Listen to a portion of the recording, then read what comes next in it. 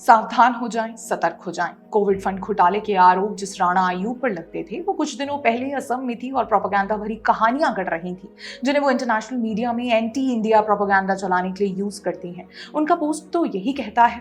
दरअसल कुछ दिनों पहले असम में पुलिस और कुछ बांग्लादेशियों के बीच मुठभेड़ की खबर सामने आई थी, जहां असम में रह रहे कुछ बांग्लादेशी घुसपैठियों ने पुलिस पर अचानक से हमला कर दिया था, जिसके बाद पुलिस द्वारा जवाबी कार्रवाई में 2 युवा लड़कों पर गोली लगने की खबर आई थी। इसी को आधार बनाकर राणा अयूब असम पहुंची केवल के दिखाने के लिए कि ये मुसलमान बांग्लादेशी नहीं बल्कि भारतीय हैं एवं राज्य में इनके साथ अत्याचार हो रहा है, जिस वजह से इन लोगों ने घर से बाहर निकलना बंद कर दिया है। इधर ही मरेगा, जिएगा, इधर ही जिएगा।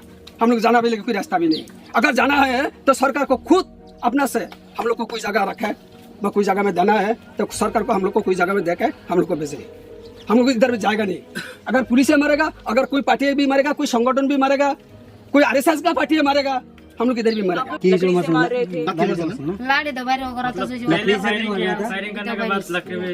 जो उसके पास एक बम्बो था। कौन थे ये लोग? असम पुलिस के थे? असम पुलिस।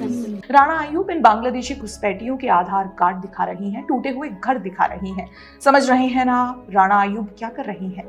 डरा हुआ मुसलमान वाली थ्योरी कर रही हैं। अब जाहिर सी बात है कि अगर कोई भी बांग्लादेशी मुस्लिम घुसपैठिया खुद को बांग्लादेशी नहीं कहेगा, भारतीय ही कहेगा। ये घुसपैठिए फर्जी तरीके से अपनी भारतीय पहचान बनाते हैं, भारत में रहते हैं और भारत के खिलाफ ही काम करते हैं।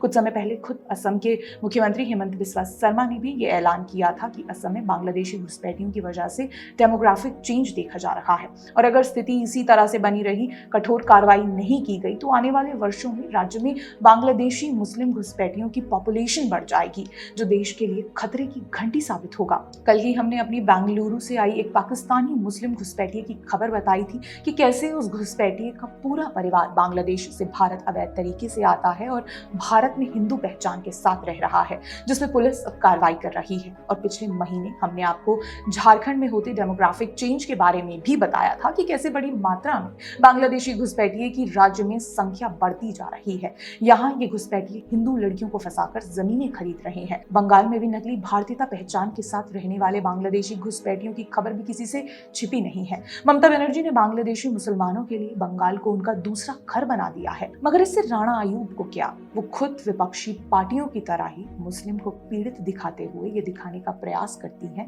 कि भारत में मुस्लिम परेशान है। अब तो वो असम जाकर बांग्लादेशी मुस्लिम घुसपैठियों को डरा हुआ बता रही हैं। वैसे राणा अयूब ने इस बीच ये भी प्रोपेगेंडा चलाना चाहा कि मीडिया लैंड जिहाद के नाम पर इन बांग्लादेशी मुसलमानों पर लैंड जिहाद का आरोप लगा रही है। अब ये तो हमने अपने पिछले वीडियो में भी आपको बताया था कि कैसे बांग्लादेशी मुस्लिम घुसपैठिए केवल असम ही नहीं बल्कि देश के लगभग हर राज्य में लैंड जिहाद कर रहे हैं। यहाँ तक कि धोखे से हिंदू लड़कियों को फंसाकर उनके साथ शादी करके हिंदू लड़की के नाम पर जमीन लेकर अवैध निर्माण करा रहे हैं और तकलीफ इससे हिंदुओं को होती है। मगर हिंदुओं का दर्द राणा अयूब जैसी प्रोपेगेंडाधारी पत्रकार को कहाँ समझ में आए?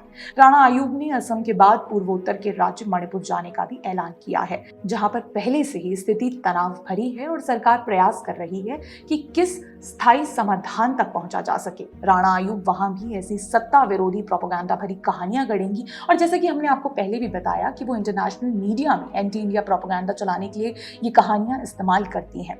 दुखद है, खुद को ये पत्रकार कहती हैं, लेकिन उनकी पत्रकारिता तब कहाँ चली जाती है जब किसी हिंदू के साथ अत्याचार होता है। देश का मुसलमान देश के हिंदुओं पर हमला करते हैं, हिंदू शोभा यात्राओं, हिंदू त्योहारों पर पत्थरबाजी करते हैं, हमले करते हैं। क्या यही है राणा अयूब का डरा हुआ मुसलमान वाला नैरेटिव?